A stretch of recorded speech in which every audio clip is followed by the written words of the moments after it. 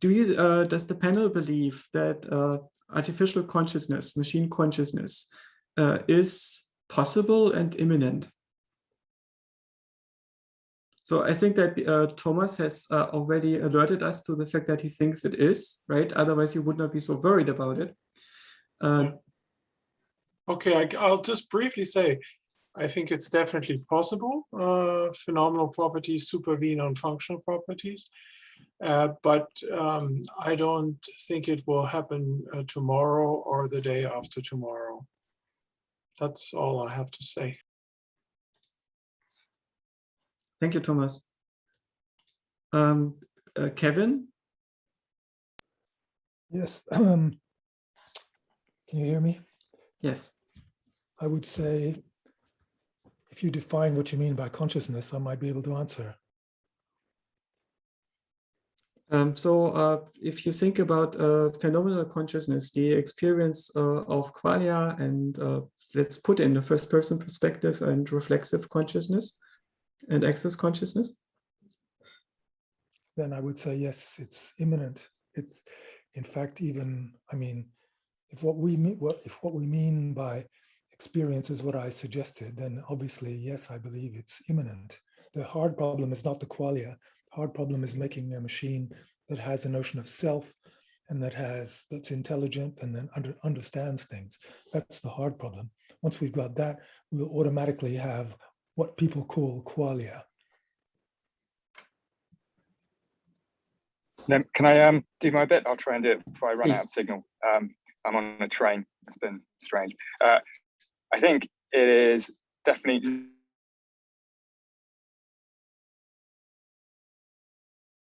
not impossible, but it does depend for me. There's a lot of uncertainty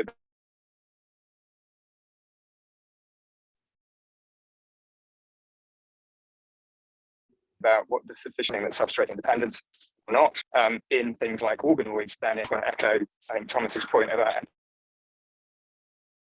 it's very mystical what he says, right? Now the brain organoids came up, and your connection is very bad. I don't know if you can hear us, but you're cutting out.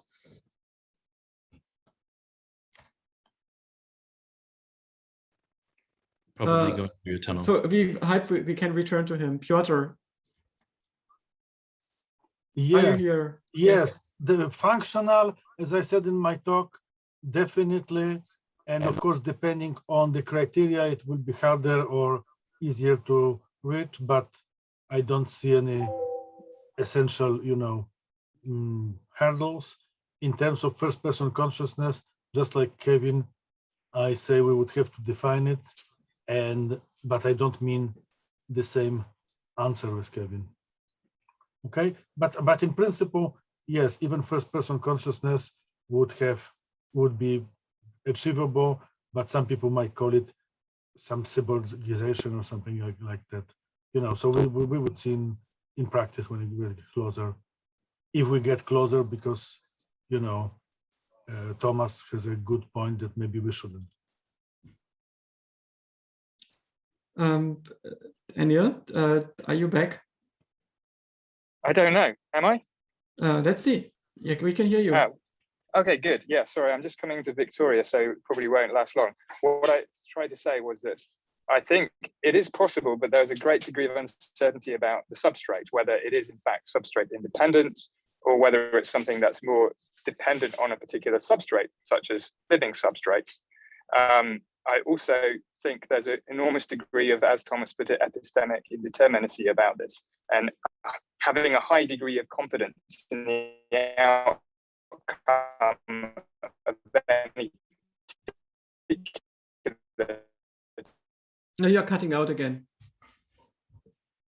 technology.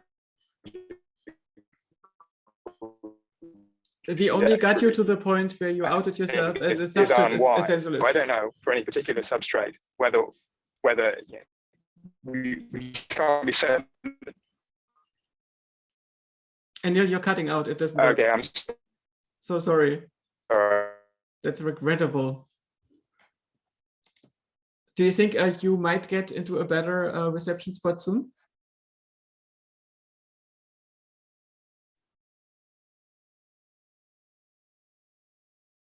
Okay, we cannot hear him right now. Maybe I add something to the question. I recently had a discussion with Reza Zadeh, and we were discussing what it would take to take an current machine learning model, maybe a multimodal model that is paying attention to the word conscious. And his response was that he doesn't see a proof that they're not already conscious. In the sense that if you are setting up a system that you give a prompt and you ask it to produce a response to that prompt, of course, the system is not entangled in some kind of feedback loop with an environment where it would develop sensory motor contingencies and so on. But it is briefly creating a context. And in this brief context, there might be an isolated flash of a rich multi-layer multimedia story about an individual that is aware of itself and its own existence, and functional inference is based on that model. And so, of course, the system itself would not be conscious, but this is the same case for our own brain. Our own brain is not conscious. What is conscious is the agent that is living inside of that dream generated by the brain, right? It's an agent inside of the story. And I'm not sure if anything that GPT-3 does at this point would qualify as conscious. I personally doubt it, but it's very, very hard for me to make a proof that it's not. Because whatever kind of functional conditions I put on consciousness, I think that consciousness ultimately exists only within certain models. And when we ask ourselves, is a cat conscious or not? I think that we are asking, does the cat act on a model of its own awareness of being aware? Does this drive the behavior of the cat in any functional sense? And if it does, it might be hard to devise a test for it, then the cat is conscious. Peter. Joshua, don't you think that some systems already may be satisfying your criterion?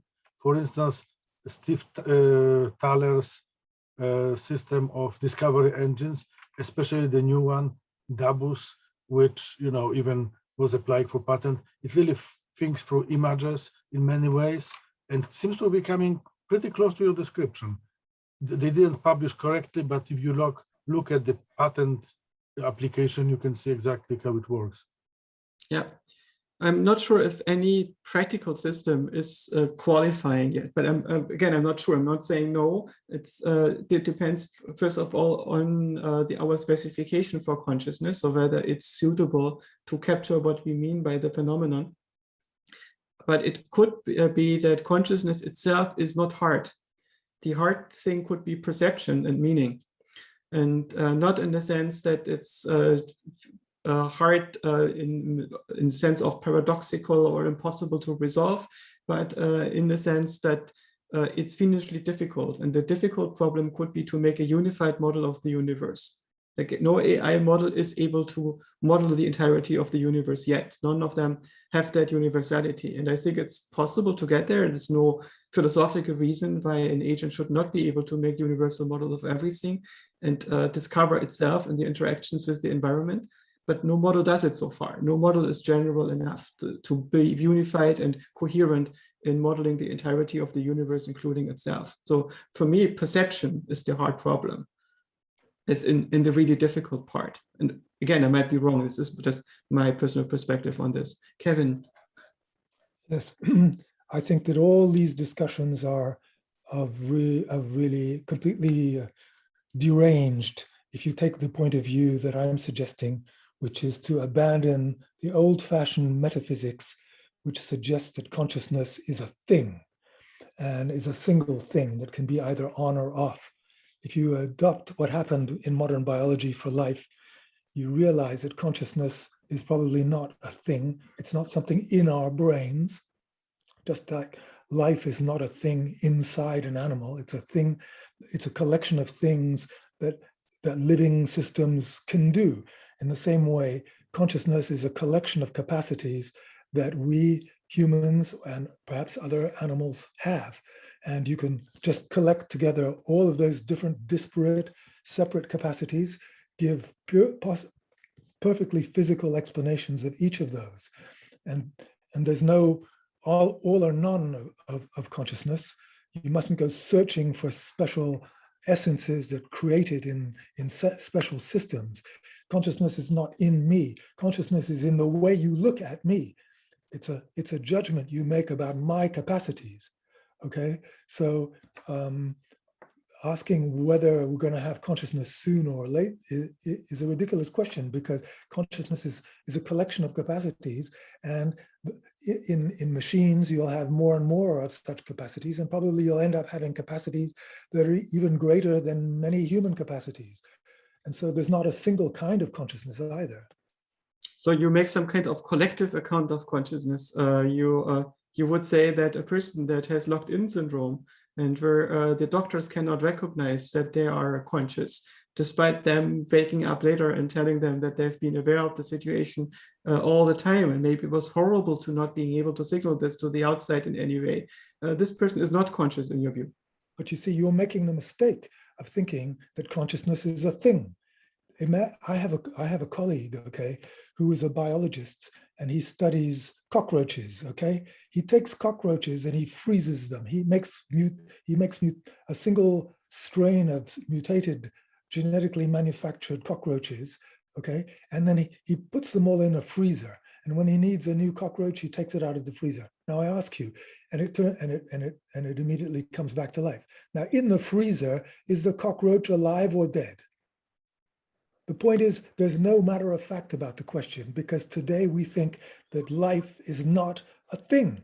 It's not a correct question to ask of whether the cockroach is alive or dead, because it's a category error of the Rilean type. In the same way, thinking about consciousness the way we've been discussing in this, the way most people talk about consciousness, makes that very same metaphysical error. It's a thing of the past. You have to abandon that. And you have to realize that, like life, consciousness is not a single thing. It's a collection of capacities. It doesn't make any sense to ask. It's not the right kind of question to ask whether a person with locked-in syndrome is conscious, because consciousness is not Kevin. a person. Consciousness is in the way we look at a person. A society looks at the cockroach and says, well, is it alive or dead? It's a matter of definition. Kevin, I'm massively confused here. You know, I also like, but try not to overextend the analogy between vitalism and consciousness. You know, I think they are different things, but just saying that they're different things in no way means that there's not an important question about whether somebody suffering severe brain injury is or is not conscious. If that's not an interesting question, then I think we're just wildly talking about different things here. I mean, there's a there. That you're just departing from all the kind of pragmatic relevance of thinking about consciousness. If that's not a meaningful question. Extrapolating in the same way as you would say it's a meaningless question to say whether a patient is dead or alive.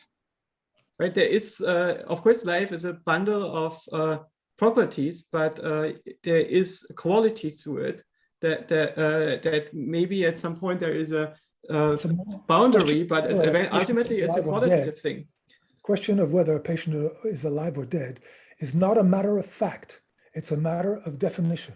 If in our society we decide that a person whose heart has stopped beating is dead, well, then that's what we mean by dead. It's a matter of definition. There's no matter of fact about it. Up to a point. I can't define my father back to life, much as I would like to be able to, Kevin. I think that's a kind of a really weird thing to say. Those are pragmatic issues, which are issues that society and our ethics, our local decisions must take. But it's not a scientifically interesting question. Kevin, I think that you are avoiding the point here. There is, I don't think that you can say that because people have disagreements about whether your brain needs to be dead or all the cells in your body have to be decomposed to say that you're no longer alive. There is still going to be a qualitative distinction between somebody who is stone cold dead and somebody who is walking and talking. Right? That's very hard to deny. And in a similar way, it's difficult to deny the distinction between somebody who is aware of the fact that they are aware and interacting with you about it, and somebody who has completely dissociated and has no coherent interaction within themselves or with the world. right? The point is that these issues are ethical questions, which are pragmatic questions for our society. They are to be determined by our decisions about how we define the criteria for having moral respect for a patient. Okay, go back to the time of the American Indians, where the concept of soul was used to decide whether or not they were actually human or not. There's a Valladolid controversy where Jesuits and Catholics in Spain and Portugal were trying to decide whether or not these Indians had souls, because if they didn't have souls, then we could exploit them in the sugar plantations. The question you're asking about consciousness is an equally vacuous question.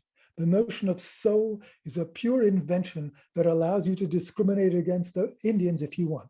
The question of consciousness is a similar invention that we use in order to supposedly make ethical decisions about whether we should eat certain animals or have moral respect for certain people.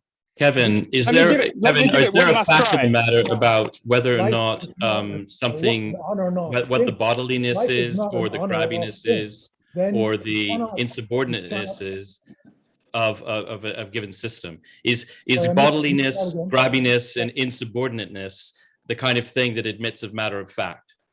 Yes, these are scientific issues. Oh, well, I would say that the same kinds of boundary questions you're raising in life will also, oh, sorry if I'm cutting out again, the same kind of border problems that you're raising for consciousness and life are going to raise for all of the concepts you use, especially fuzzy ones like insubordinateness or bodiliness or grabbiness. How can there not be the same kind of questions like, is this a case of a system or of a particular state having bodiliness or grabbiness?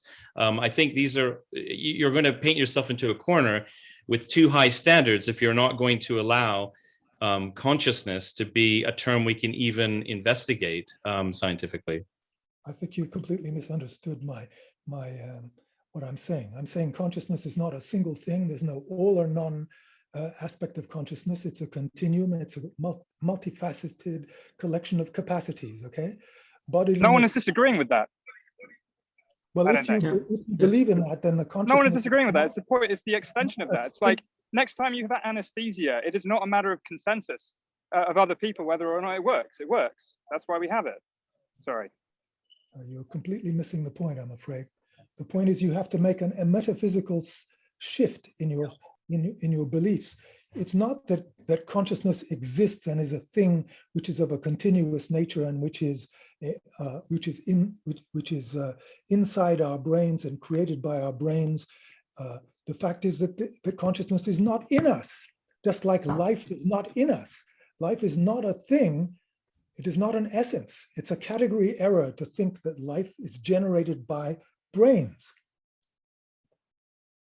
Nobody said that life is generated by brains or that life is Sorry, an essence. Life is not generated by cells. Life is not generated by biology. Life is a word that we use to describe systems that have certain capacities. We don't look for life inside a cell or inside a system. No, life is cells, I think. Life is basically what cells do. It's exactly that. So there are other definitions, but I think that when we use the indexical definition of what biologists have been asking when they started the field, and they asked themselves, what is life? The contemporary answer is, it's cells. Stuff below a cell is not alive, and everything above cells that are healthy and interacting or that are still functioning, interacting, is the domain of life. But it's just a definitional fact. It's not the moral fact or anything else. The question of what counts as human life has moral implications, but it's still at the bottom of it a technical question. Wait a moment. Seth, you are online again. I would like to the thing that you were starting to discuss, and this I would like you to continue that point. I know that you are not a substance essentialist, substrate essentialist, but you are somebody who holds the possibility of substance essentialism possible, right? It's not that you have a religious belief in substance essentialism, but you're agnostic. And I wonder how that is compatible with functionalism, or maybe you're not a functionalist. So that the substrate has no functional properties. Sorry, just somebody come and shouted in my face there. So how is it compatible? Well, no, I'm also agnostic about functionalism. That's so it's in fact the two entirely imply each other. I think that because I am not convinced of a knockdown argument either way for the two aspects of functionalism here. There's the input-output and what we're concerned about now is the substrate independence. I'm just not convinced there's a knockdown argument either for or against it. I can see its appeal, and I can see it's hard to raise an argument one way or the other. And given that, then that licenses an agnosticism for substrate essentialism for consciousness. But I do have a slight bias towards it, partly because the only examples we know of conscious systems are also living systems. And within living systems, it is very hard to know where to draw the line at which substrate starts and the dynamics evolving on the substrate end.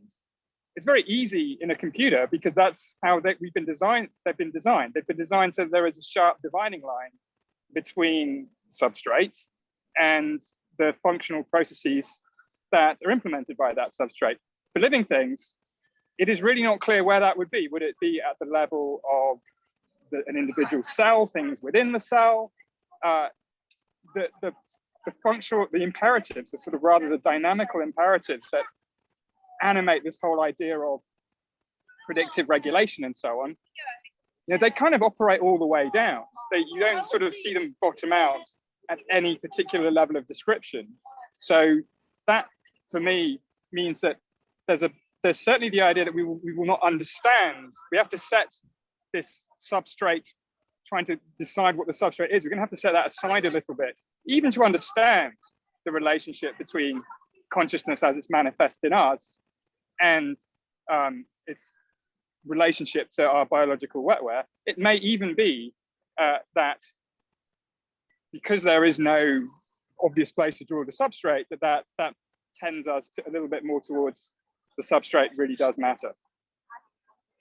I don't understand this really. For me, the issue is that the substrates don't exist independently of anything else. They exist in our discourse as notions that we bring up to explain observables, which means observable functionality, right? So when we come up with any kind of substrate, like physics or electromagnetism or information or computation or whatever you take as being your substrate, this always exists in the context of explaining some kind of behavior that we can observe. And the notion of a substrate that has no functional properties and yet is in any way relevant seems to be an oxymoron just by the way we define our terms. It's not something about the metaphysics. No, I'm not saying I'm not excluding the possibility of there being substrate-dependent functional properties. I think that would also be a mistake. So basically, that would be it seems to me when you, for instance, say that only biological brains can be conscious. I think that would imply that biological brains must have a functional property that nothing else in the world has. Well, there are things that do. It's the old. For me, it's really as simple as the old thing between a simulation of a weather system just is not wet. It doesn't generate wetness. Whereas a real weather system does. There are certain things that are substrate dependent. And you're right that the description of the what we choose to call a substrate will depend on the words we use and the concepts we have and so on. But there are certain properties that depend on particular substrates, however we choose to define them. Wetness is describable functionally, right? So wetness is about surface viscosity of liquid objects on solid objects. And if you, that describes stuff in space. And if you have a model that entails stuff in space, so you build a game engine has stuff in space, and you have an agent that is able to relate to these properties in the game engine in the way in which we are relating to the world that we perceive ourselves to be in, then this game engine can simulate wetness, right? It can simulate wetness? Yeah. Yes. It can But simulate redness redness. itself is the simulation that your brain is producing. It's an aspect of a simulation of stuff in space, right? But that's your starting point, and I just, that's your claim from which the rest of your statements follow. And again, I'm not buying into that claim. Yes. That I don't think that's necessarily. But the it's case. a terminological claim. I'm not making so much an ontological claim here. It's just an attempt to sort the terms in such a way that they make sense, and they just haven't found a way to get substance essentialism to make sense. And maybe we should continue this discussion later on. Sure. So it's not that I am excluding it on ontological grounds. I just don't see how to get it to work on terminological grounds, how to build a possible ontology that makes substrate essentialism a possibility. Okay, interesting. I mean, let's move on as well. But yes. I think for me that it's still this simulation versus instantiation thing, and trying to link the way you're thinking about ontologies in terms of the notion of instantiation is, for me, where I'm super glad that we have this disagreement, because ultimately the only thing that is interesting and productive in discourse. Mike Miller is asking a question. Yes, hello, can you hear me? Yes. Hi. My question actually went back to Seth Anil at the end of his talk. He said that hallucinations may imply consciousness. And I would ask also if he thinks that daydreaming, performing mental simulations, also implies consciousness as well. And if so, would a machine that does Monte Carlo simulation, for example, the AlphaGo machine that does rollouts, which are simulations of endings, would he consider that conscious? Okay, let me just, I can do this quite quickly. I think there may have been either a misstatement on my part or a misunderstanding. I do not say that hallucinations imply consciousness. I think the question from the beginning was, are hallucinations a form of consciousness? And to which I would say they definitely are a form of consciousness. If you have hallucinatory perceptual experience, that is a form of conscious experience. It's as Yoshi was saying, like all of our conscious contents, they're not direct reflections of an objective reality. They're all constructions of a sort. And hallucinations are a distinct kind of construct that are less tied to their causes in the world. So and then mind wandering, indeed.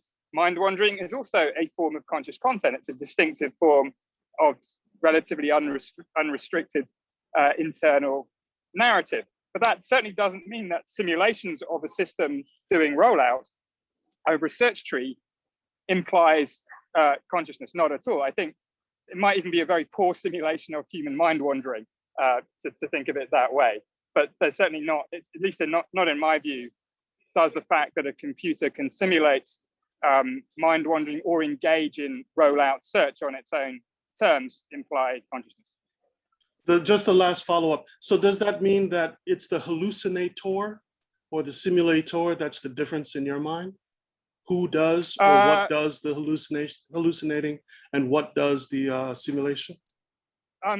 Well, you are part of the hallucination. I mean, this is the experience of being you. There is no need to postulate an experiencer of experiences. The experience of being a self is part of the overall conscious content that you have. So it's not that the hallucinator matters. Indeed, like there are some rather interesting forms of hallucination that involve complete ego dissolution, where the experience of being a hallucinator is not there at all. There is only the hallucination. So that certainly doesn't matter at all. So it's really a claim, not a claim about the sufficient basis for consciousness. It's a claim about the relationship between conscious contents and the brain and stuff in the world. Thank you. Yeah, I think that is useful. I would like to throw a question at Thomas that is concerning me very much. And that is the status of suffering in systems that are self-aware enough to take charge of what they feel. Right? It's not the world that makes us suffer. It's not the universe that makes us suffer. What comes in from the universe are just electrical patterns that are being interpreted by the brain as a state of the universe. And if the brain is set up in such a way that it's not only perceiving a big mismatch between how things are and how they should be, but also that this cannot be resolved because the brain has decided to set itself up in such a way that its control models try to regulate something that it cannot actually regulate away, then we are in a state of suffering, right?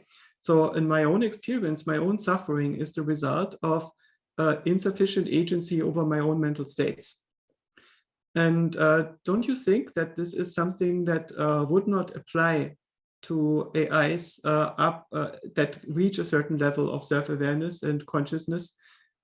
Basically, that we could build systems easily that can decide whether the mental state that they're in is actually productive for whatever they perceive as meaningful in the context in which they are choosing to interact with the world. Would such systems not stop suffering in a way that biological life cannot, right? Most animals are not sufficiently self-aware to meditate themselves out of suffering states, but AIs would. Isn't it actually, contrary to what you say, the research in artificial consciousness a way to eliminate suffering or to alleviate suffering?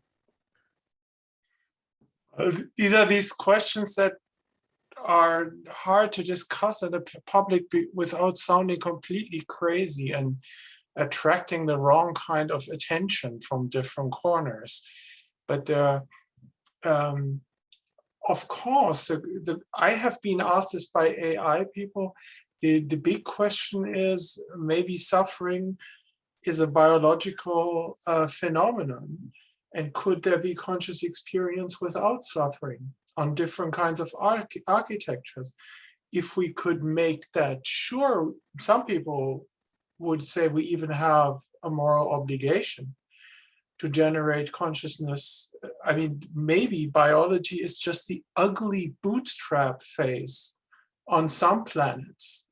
Before liberation takes place, there are all these fancy ideas, for instance, of the Bodhisattva AI, an AI that is, so to speak, enlightened, but chooses to stay with us, to help us to reduce our suffering and so on. So the question is, could you have things like reward functions, time derivatives of prediction errors, like rates of prediction errors that suddenly accelerate or something? Could you have hardware damage being represented by a system without creating suffering? I think there's a good reason why evolution has created so much suffering, because it was a very effective means of driving those vehicles that we are forward. We are gene copying devices, and suffering has worked, else it wouldn't be here. And if you want to, for instance, if you want to have something like intrinsic motivation in an AI, you probably will have to find a way how it represents negative valence in a way that it cannot distance itself from it. But this has to be looked at in detail. I just want to say I've looked at different forms of suffering. And I think in humans, what they have in common is a loss of control. That's your mental agency point. And disintegration of the self model. There's a certain minimal degree of coherence that signals that the organism might actually lose its boundary. And maybe, why should there not be consciousness and intelligence without an egoic self model and without a sense of control? It's hard for us to conceive of something like this. But if the system has no self model, that could disintegrate. And if the system has no control illusion, that could deteriorate. Of course, it would not have a sense of agency, but it could be conscious. It could be intelligent. It couldn't suffer. It's very hard for beings like us to think about these possibilities even. But I think I'll cut this short. I also urgently need to go to bed, I've decided. But when you talk about agency, you always talk about this as if there was a real property that is represented. Maybe there are no agents in this world. Maybe what we experience as the sense of control is a specific kind of control illusion, an illusion of control, a well-documented phenomenon in psychology, which helped organisms to motivate themselves. An illusion of control. You know, there are these experiments from the 60s. If you tell people to throw dice and you tell them throw a low number, they will just let the dice roll out of their hands. If you tell them you must throw a 6, you can show that people throw the dice really hard on the table. It's a random event. They have an illusion of control. They use more force. They are not motivated. And maybe that's the sense of agency, you know, a globalized illusion of control that was functionally adequate for beings like us. Doesn't mean that an AI has to have it. I'm talking too much, sorry. No, you're not. Thomas, I would like to thank you very much and would like to continue the discussion maybe in a private venue, because I think it's deeply relevant and important. But I also want to be respectful of everyone's time. We are already quite over time, and some people are in time zones where they are indeed tired and have to go to sleep and attend to other matters. I really enjoyed this panel. I think we had an amazing set of speakers and fascinating discussion. I hope that the audience and the participants of this panel had as much joy with it and insight as I had myself. And I would like to thank everyone for participating today. Thank you for setting this up and for all the work you put into it. It was especially Piotr who suggested to set up this entire thing. And I helped a little bit with the organization, and he asked me to do the moderation today. But I think the impulse came mostly from him. So credit to him. Thank you. Thank you very much, Joshua. Thank you, everybody. We are having another event in 15 minutes with the talk of how AI could build philosophy, and then how Charles Sanders Peirce is relevant for AI. So everybody is invited in about 15 minutes